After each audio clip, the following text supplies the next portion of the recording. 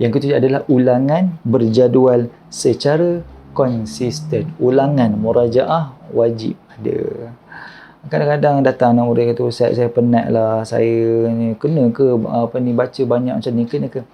Al-Quran pada peringkat awal hafazan kena baca banyak, kena. Tak ada cakap cara teknik untuk bila hafaz je ingat tu sampai bila-bila. Tak, kita bukan Imam Syafi'i. Hatta Imam Syafi'i pun 2 kali pada bulan Ramadan dua kali khatam satu hari. Itu Imam Syafi'i yang genius. Kita ni jauh lah sangat daripada orang kata ni jenis tersebut lah. So dia tak ada cara lain, mujahadah kena lebih, tetap kena bagi effort yang lebih sikit kepada Al-Quran. Kemudian macam dia bukan untuk anak-anak kita je, untuk kita sekalipun, hatta mak ayah kan, kalau kita nak baca nak menghafaz Al-Quran ke, ataupun bila mula nak baca banyak tersangkut. Ini satu benda yang menarik bila ulama sebut tentang ramai yang berdalilkan hadis Nabi SAW, barang siapa yang baca Quran wa yatata'u fihi, dan dia ada orang kata tersangkut-sangkut dalam baca, dan dia mendapat dua pahala. Tapi ulama cakap kat sini, dia baca tu dengan mujahadah, dan dia ada kesungguhan untuk dia belajar betul-betul. Bukan dia duduk saja dengan tak pergi talaki, tak pergi belajar dengan cara yang betulnya, duduk baca saja, baca susah, baca sangkut, baca ni, lepas tu tinggal pula Al-Quran tak konsisten. Jadi benda tu bukan. Ulama kata maksud orang yang tadi dapat 2 ganjaran tu, orang yang betul-betul bermujahadah dalam belajar, untuk mendapat bacaan yang betul, untuk belajar kalamullah subhanahu wa ta'ala. Jadi kita kena mujahadah. Hatta mak ayah bukan alasan nak kata saya dah tua, dah tak mampu nak menghafaz Al-Quran. Tak, bukan alasan sebenarnya. Sebab pernah dikisahkan, tak silap saya, Imam Ibn Jauzi menghafal lebih 1000 bait rangkap syair pada usia dia lebih daripada 80 tahun. Nak menghafal bait syair dalam bahasa Arab ni 100 bait pun memang lelah. Memang lelah kita untuk orang muda-muda. Apatah lagi 1000 lebih. Yang panggil alfiyah. Saya tak ingat alfiyah tu dalam tak silap saya, alfiyah dalam bab qiraat. Jadi dia menghafal dalam tempoh yang sangat singkat pada usia dia 80 tahun lebih. Jadi apa dia kata, oh memang tu imam. Ya betul. Itulah dia. Jadi adakah Imam Ibn Jauzi itu hebat? Tak. Dia melalui satu tempoh mujahadah yang sangat penat untuk mencapai tahap tersebut. Okey, baik. Jadi sebelum penutup, berkaitan dengan hafazan ni, nak memperkemaskan lagi hafazan, dia tidak lari daripada empat perkara ni. Yang pertama, kitabat al-mahfuz, iaitu dia menulis hafazan dia. Yang ni saya tak letakkanlah dalam 8 rukun ni, sebab dia agak susah lah, dan dia perkara yang orang kata perkara tambahan kepada pelajar yang ada kesungguhan lebih, maka dia boleh buat, iaitu dia menulis. Contoh dia hafal rubu', macam saya cakap hafal tatma'un, so dia letak nama, okey, ini adalah rubu' hafal tatma'un, jadi dia tulis apa yang dia dah hafal. Jadi daripada kat situ dia akan membantu untuk ingatan dia jauh lebih baik. Kemudian raf'us sawti bihi, kemudian bila dia sampai dia menghafal, suara dia paling rendah telinga dia dengar. Dan baca dalam hati tak kira. Baca dalam hati tu bukan hafazan. Baca dia mesti kena menzahirkan bacaan tersebut supaya telinga dia dengar, barulah masuk ke dalam hati. Kemudian yang ketiga, istima'uhu. Dia kena rajin juga mendengar rakaman Al-Quran daripada mana-mana masyayikh yang dia suka dengar. Sebab tu pelajar saya dulu pada peringkat awal, saya tanya mereka, siapa imam yang antum suka dengar? Ada yang sebut Bandar Balilah, ada yang sebut Mahir Mu'aqli, ada yang sebut Masyari Rashid Al-Afasi, dan macam-macam lagi lah imam yang ada dekat luar sana. Tidak ada masalah, tapi yang penting mulazamah mendengarnya.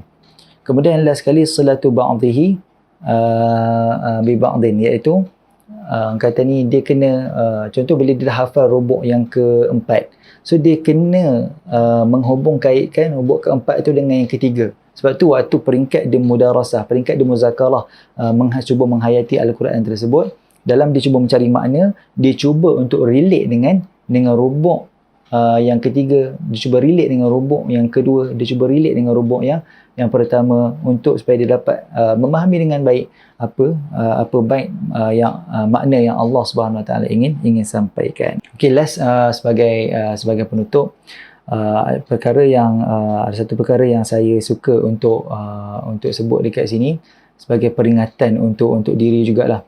Kita bila menghafaz Al-Quran ni,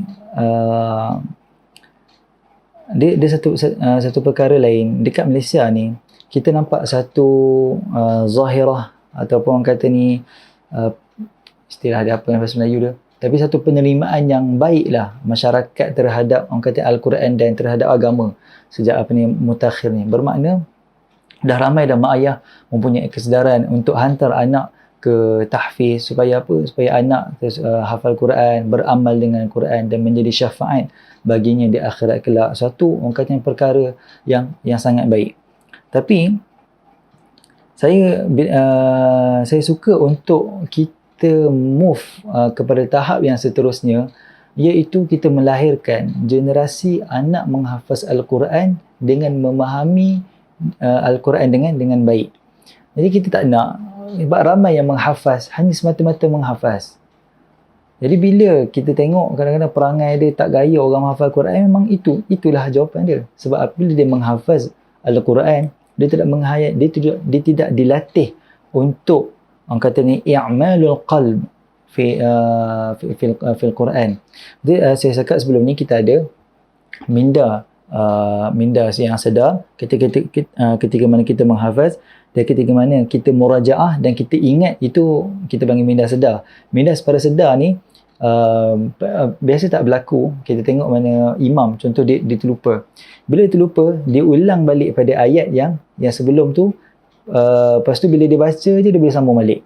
Sebenarnya yang ingat tu, walaupun dia punya ada setengah yang ingat, memang ingat betul lah, tapi ada sebahagian lain dia bukan sebabkan minda dia ingat, tapi minda separa sedar dia.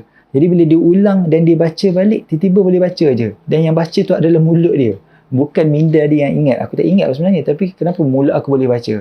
Sebab apa? Sebab minda separa sedar yang support. Jadi minda separa sedar itu boleh dilatih dengan tadilah, dengan dengan membaca, dengan menzahirkan bacaan tersebut, kemudian dengan banyak mendengar daripada kaset Al-Quran. Itu membina malakah kemampuan minda separa sedar. Minda yang sedar, minda separa sedar, dan last kali ini yang paling penting adalah dengan menghidupkan hati terhadap Al-Quran. Jadi dia sebenarnya bila capai tahap yang ketiga tu, hafazan Quran dia akan jadi mantap. Dia membaca Al-Quran bukan lagi daripada minda separa sedar dia, bukan lagi daripada minda ingat, tapi dia membaca Al-Quran daripada hati dia. Once dah sampai tahap macam tu, insya-Allah dia tak lupa dah Al-Quran. So penting bila saya sebut tadi pada penghayatan hafazan Al-Quran tu, untuk dia memahami dan menghayati apa yang dia nak hafaz pada keesokan harinya, penting. Sebab untuk menghidupkan dia, untuk dia membiasakan hati dia hidup ketika membaca Al-Quran. Apatah lagi untuk akan datang kalau dia nak hafaz hadis ke, dia nak hafal mana-mana matan. Jadi bila dia tengok tu, dia cuba menghidupkan hati dia cuba mengi'malu selain daripada al-qalb, i'malul aql. Otak dia pun sentiasa berfikir terhadap apa yang dia baca. Jadi itu benda yang sangat penting, yang saya rasa pada mutakhir ini, bila anak-anak dah ramai yang ke arah menghafaz Al-Quran, jadi upgrade sikit anak kita supaya dia hafal dan juga dia faham, supaya satu masa nanti.